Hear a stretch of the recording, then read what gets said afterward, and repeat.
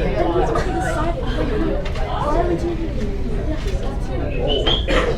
look up. Look up. Okay, 14, actually, the test question given, like we covered it up. What was it given? I don't know. Some past year. Look, you got to be careful. Like, you got to read slow. This is not the ACT where going fast is going to help you get a better score. You'll get a worse score. So you watch how slow I read problems. I don't ever solve problems knowing how to, because I've done it before. I don't ever solve it that way. I always solve it based on the concepts we have learned. So I'm going to go one by one and find concepts that help me answer the question. It's really common on AP tests to give true-false questions. What makes it harder is it's like 5 true-false in one. So you got to know all 5 to figure it out. So here we go. The graph of f prime.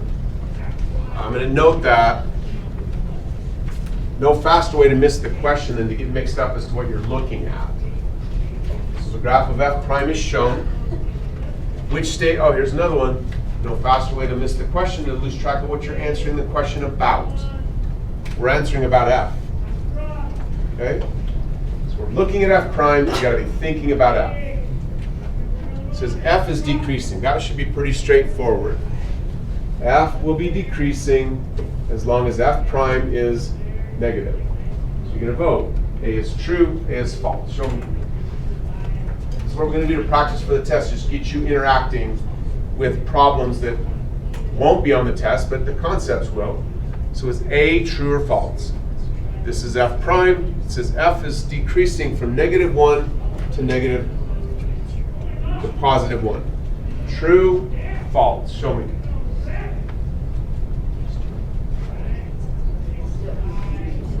True, false. Okay, everybody gets a point from voting. If you did this, give yourself 2 more. Watch. We'll get Brinley to help me. According to Danica's chart, hey, come on. According to Danica's chart, whenever f is decreasing, what must be true, Brinley, about f prime? Must have negative y coordinates. Negative y coordinates. So here's f prime. We're interested in what's happening between x equal -1 and x equal +1. Right here, Brinley.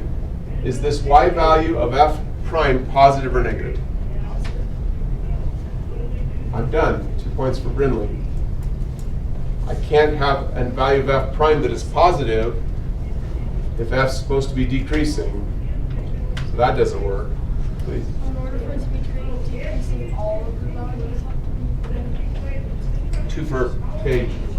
When it says f is decreasing for all of these x's, that would mean that f prime would have to have negative y coordinates for all of those x's. Is that what you meant? Yeah. 2 more. Please, Piper. I just have a hard time understanding how to interpret the answers. When I look at that answer, I don't know what it's stating. Let's keep talking. So it's telling you that there's a graph of f, Yeah. which you cannot see Oh, because it's talking about that. because this is the graph of f prime. If you could see the graph of f, and you were investigating the graph of f between an x coordinate of -1 and an x coordinate of +1, you don't know the exact appearance of f. But what you do know is, according to the statement, f would have to be going down in that region.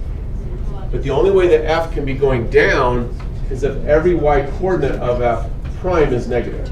Oh, it's not. It's not, because look, hey, 2 for Piper. Let's pick on Corbin. Corbin, right here, this is my supposed graph of f. At that spot, would the slope of f be positive or negative? Yeah, it has to be, because if f is decreasing, every slope on f, which is the values of f prime, they have to be negative. 2 points. So this is f prime. This is a positive y value. In fact, it's a positive y value. It appears to be about 2, if the scales are the same. That would mean on the graph of f we'd have a slope going up. So that doesn't work. Question? Okay. Item B is the correct answer. We're going to skip that for a second, because everybody can look in the back. That's no big deal. Item C, it says F is increasing between 1 and 2.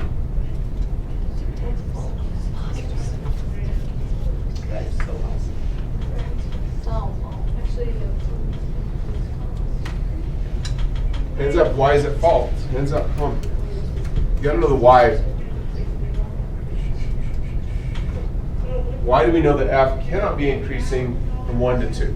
There we go. Let's go Corinne over there. Don't say what you're thinking, just don't use the word it. F prime is negative. So right here, these values of F prime are all negative. That would mean that in this span, F would have to be decreasing. How many knew? 0.2 for Chris. Question? Sorry.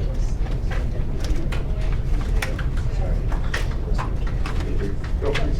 What is the last You mean?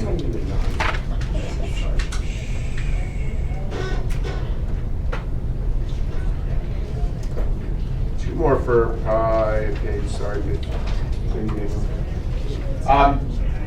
But okay, on your reference sheet, there's a note right here.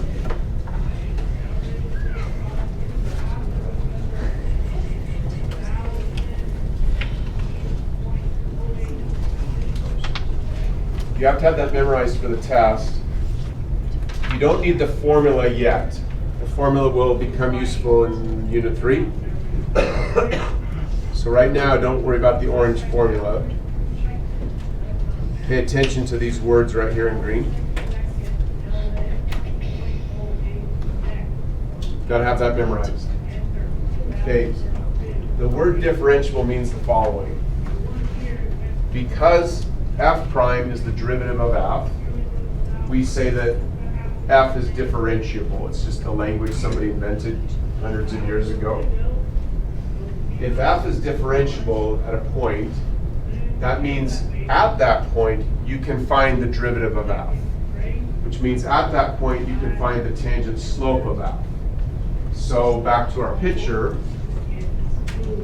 Everybody raise your hand, please. Draw a new picture here. So if I'm drawing a picture of F, and F looks like that. Raise your hand, please. Is there anywhere on F where you could not find the tangent slope? Hands up, yes or no? Come on. You're going to follow F. You're going to look for the slopes of F. Like I can find the slope of F here. Find a slope of F here. Find a slope of F here. Hands up. Is there anywhere in F where I cannot find a slope? Anywhere in F where I cannot find a slope? Anywhere. Let's go, Kira. I think it's no. So Kira's voting no. Who votes with Kira? I'm with Kira. 0.2 for Kira. Look, come on. That graph of F, everywhere on F you can find the slope. That would mean that F is always differentiable. It's differentiable at every point. You can find the slope everywhere. That's what the word differentiable means. Questions? Please. So when would it not be differentiable? So what causes F to not be differentiable are three things. One, if F has a discontinuity. So if F has a vertical asymptote, you can't find a tangent slope where there's nothing there. So at the vertical asymptote, there's nothing there to find a slope of. So that doesn't work. If F has a jump, you can't find a slope at a jump either. If F has a removable discontinuity, you can't find a slope there. So in the reference sheet, it's reminding you of that. It says, in order for F to be differentiable, F must first be continuous. So if you have any discontinuity, F is not differentiable at the discontinuity. The other one to watch out for is if F is continuous, but F has a corner or a vertical tangent, still can't find the slope at those spots. So if F looks like this, So here's a graph of f, and f has a corner like so. At the corner, you don't know what the slope is. Right before the corner, it's easy to determine the slope. After the corner, you can find the slope. But because those slopes are so different, you don't know what the heck's happening at the corner. Yes. Questions? Last one is vertical tangent. Vertical tangent means the graph of f does this. It literally goes straight up for at least one point. You don't know the slope of a vertical line, so f is not differentiable at a vertical tangent. You'll be tested on that for sure on September 26th. Okay? Back to this question. They give you f prime, and they ask, is f differentiable or not differentiable? Gotta be careful here. F is not differentiable at x equal -1. That means on the graph of f, when you got to x equal -1, you would find either a discontinuity, a corner, or a vertical tangent, meaning you couldn't find the slope on f at that spot. But the way they're tricking you is this. Right here, sorry, Corbin, 1 second. Put a scale on this. 1, 2. Corbin, help me out, and then I'll get your question. What's that x coordinate there, Corbin? And based on my scale, what's the y coordinate? +2, sorry, that's just a dad. We have a question there. Okay, Corbin's gonna fill in the blank here. Based on this information, so we know that f prime at x equal -1 has a value of 2.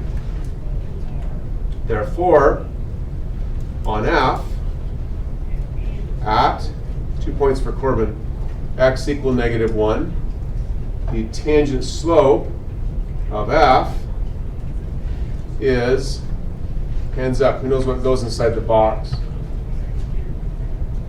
Like, who can complete this statement right here? Hands up. You've been studying it now for most of the day. Let's go. Mitchell Cunningham. Has to be 2. If the y coordinate on f prime has a value of 2 at some x, then on f at the same x, the tangent slope of f has to be the same number. Who knew it before I said it? Point 2 for Mitchell. Corbin, you had a question. When you're looking at the graph where... Which graph? Sorry, which graph? The one that you drew of f going like vertical. How can a graph do that without it being like a jump? Gotcha. 2 points for Corbin.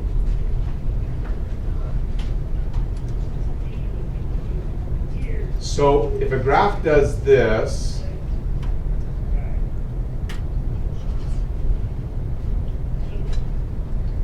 you really can't see it, you just have to memorize what's happening. What's happening in this region is you are slowly but surely moving from one x to the next. One x to the next. And every y coordinate is higher and higher than the previous. So every x does have a different y. They're just so close together that right in the center, mathematically, the way we calculate slope, which we'll learn in Unit 2, you can't find the slope. Like, the points are just so close that mathematically the slope by definition becomes straight up and down. It's not a great answer yet, but we'll get more to it in Unit 2. So, 2 more actually. Anybody else? Please. So when x is at -1, it's not considered a corner? So 2 for Hannah. Hey, look up here, everybody. Look, come on, doing great. Look. The reason we have the, don't say it on the wall is specifically for this type of a problem. Like, you've got to keep track. Am I thinking of f or am I thinking of f prime? So this is the graph of f prime. And yes, the graph of f prime at x equal -1 has a corner, for sure. That means this. Let's write it down. Hold on.